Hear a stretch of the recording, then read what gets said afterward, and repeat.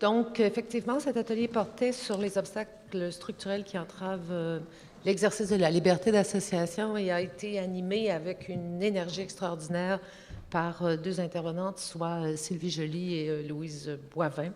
D'entrée de jeu, donc, Sylvie Joly a mis à table en nous rappelant la saga de la syndicalisation de Couche-Tard.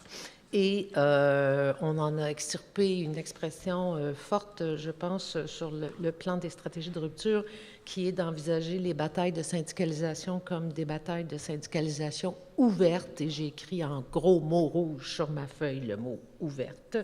ce qui est une autre façon de dire que l'heure est venue de concevoir les actions syndicales de manière non traditionnelle. Plusieurs exemples, donc, ont été échangés entre les participants à cet atelier. Ça ne veut pas dire, disaient les intervenantes et les participants et participantes de l'atelier, que penser non traditionnelle, c'est jeter le bébé avec l'eau du bain. Au contraire, et unanimement dans cet atelier, les gens ont rappelé l'importance des institutions, de l'État, des institutions syndicales aussi, mais toujours en insistant sur la solidarité dans la définition et la mise en œuvre des luttes syndiquées et non syndiquées, donc ces allers-retours entre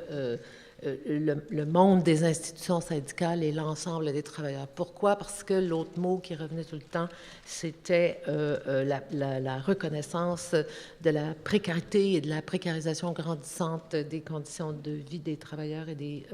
travailleuses. Et autre constat sous le parapluie de la précarité, c'était bien sûr qu'elle n'était pas neutre, cette précarité, et qu'il fallait la concevoir comme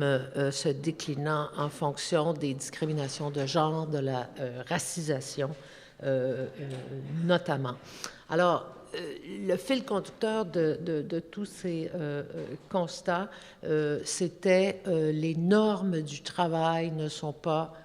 respectées et qu'il appartient tout autant aux organisations syndicales qu'aux autres organisations, voire aux actions communes des organisations syndicales et non syndicales, de veiller au respect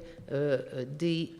normes du travail parce que, disait-on, la syndicalisation ne se dissocie pas de la négociation et de la revendication. Ceci dit, je pense que tout le monde dans l'atelier concluait aussi que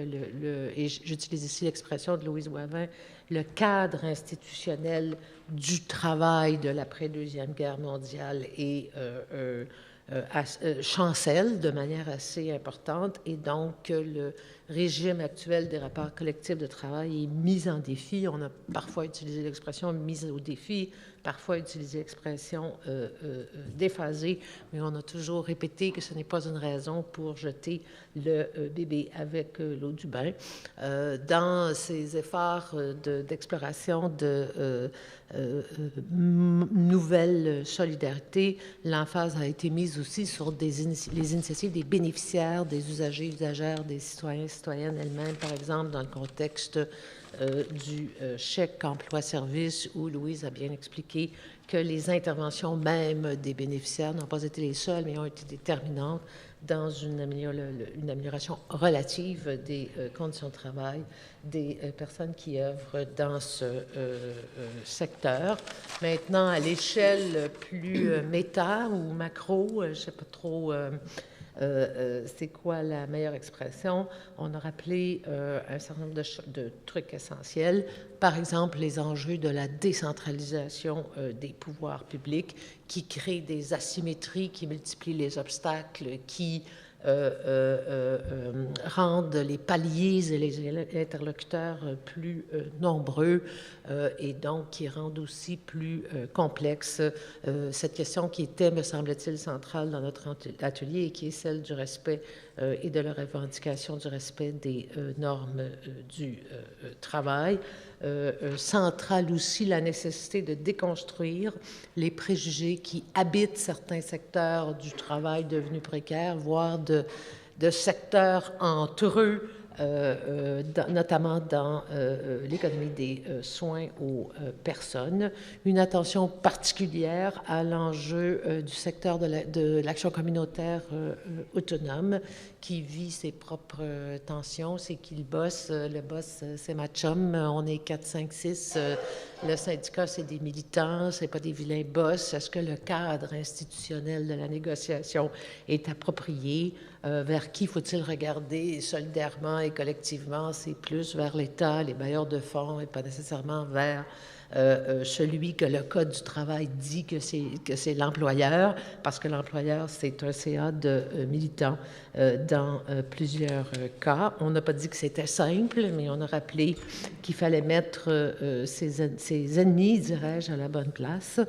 Certains intervenants et intervenantes dans l'atelier ont aussi chapeauté la discussion en disant que c'est tellement facile d'acheter l'idéologie qu'après tout, hein, on n'a plus les moyens de services publics de qualité et qu'il va bien falloir faire quelque chose. Plusieurs intervenants ont rappelé que ça a la couenne plus dure qu'on le souhaiterait, cet argument du on n'a plus les moyens. D'autres intervenantes ont aussi nous ont mis en garde contre la facilité avec laquelle on crée des fausses luttes entre des réseaux, par exemple les agences versus le communautaire versus le public, et que ce sont en fait des fausses luttes. Deux ou trois phrases punch en terminant.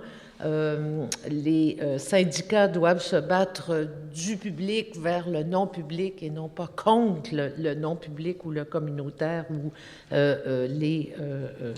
agences. Si les syndicats ne peuvent pas, et on reconnaît que dans certaines circonstances c'est difficile, d'autres peuvent et il faut solidairement le reconnaître. Et le mot de la fin, c'est vrai que notre atelier rapidement s'est concentré sur la question des rapports de travail et de la liberté d'association, mais quelqu'un dans l'atelier nous a fort sagement rappelé que la liberté d'association